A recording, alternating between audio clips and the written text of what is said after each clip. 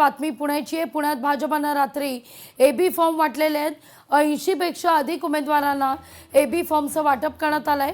पुण्यात भाजप शिवसेना युती संदर्भात अद्याप मात्र कोणतीही घोषणा नाही। शिवसेनेला किती जागा मिळणार यावर मात्र निर्णय अद्यापही झालेला नाहीये।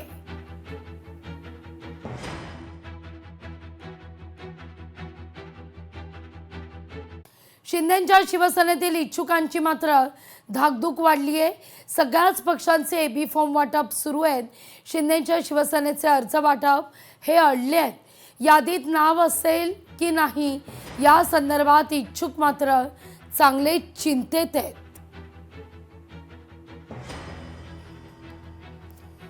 तर तिथं मनसेनं देखील अद्याप उमेदवारांना एबी फॉर्म दिलेले नाही आहेत।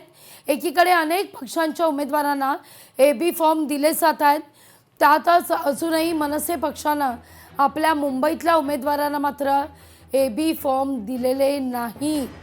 ठाकरे बंधू यांची युती झाली आहे, पण मनसे उमेदवारांना एबी फॉर्म का देत नाही अशी चर्चा आता या निमित्तानं सुरू झाली आहे।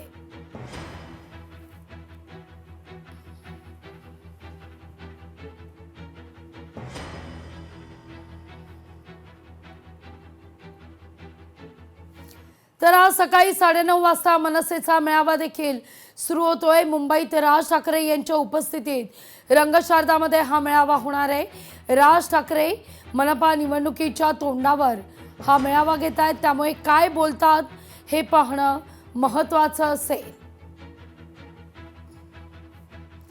या सगळ्याविषयी अधिक माहिती घेण्याकरता थेट जाऊया आपल्या प्रतिनिधी भाग्यश्री यांच्याकडे। भाग्यश्री, एकतर ठाकरे बंधूंची युती झाल्यानंतर होत असलेला हा पहिलाच मेळावा। दुसरा महत्त्वाचा मुद्दा म्हणजे अनेकांनी एबी फॉर्म देण्यास सुरुवात केलेली आहे। मनसे मात्र ताक फुंकून पिताना दिसते। नक्कीच लागवी, आपण बघतोय की एकीकडे ठाकरे शिवसेना यांनी काल एबी फॉर्म वाटले, बऱ्याच जणांना त्यांनी एबी फॉर्म दिलेले आहेत।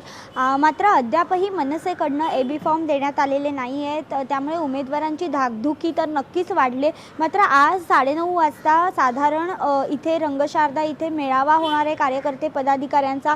त्यामध्ये राज ठाकरे स्वतः संबोधित देखील करणार आहेत पदाधिकाऱ्यांना, आणि यावेळेला कदाचित ते कोणाला उमेदवारी आहे त्याची घोषणा करणार का हे सगळं बघणं आज महत्त्वाचं ठरणार आहे। कारण गेले अनेक दिवस आपण बघतोय की ज्या चर्चा आहेत जागा वाटपाच्या त्या कायम सुरू आहेत। अद्यापही काही ठिकाणी जो तिढा आहे तो सुटलेला पाहायला मिळत नाही आहे। त्यातच आपण जर बघितलं तर राष्ट्रवादी काँग्रेसकडनं देखील शरद पवार पक्ष अर्थातच त्यांच्याकडनं देखील काही सीट्स ज्या आहेत त्या मागितल्या जात आहेत। त्यातल्या 4 सीट्स ज्या आहेत त्या मनसेकडे आहेत, ज्या राष्ट्रवादी मागतीये। त्यामुळे आज नेमकं सुप्रिया सुळे देखील भेट घेणार का हे बघणं महत्त्वाचं आहे।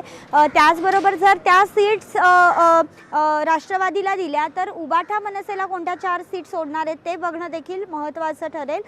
त्याचबरोबर आज राज ठाकरे नेमकं कार्यकर्त्यांना काय सांगतायत, मतदार यादीमध्ये जो घोळ आहे त्या संदर्भात ते सातत्याने बोलत असतात। तर दुबार मतदार असतील, मतदार याद्यांमधला घोळ असेल तर त्याबद्दल ते काही सूचना देणार आहेत का कार्यकर्त्यांना, हे सगळं बघणं खूप महत्त्वाचं ठरणार आहे। आजच्या सगळ्या प्रश्नांची उत्तरं आजच्या मेळाव्याच्या माध्यमातून मिळतील अशी एक अपेक्षा करूया। भाग्यश्री, तुर्तास धन्यवाद तुम्ही दिलेल्या सविस्तर माहिती करता।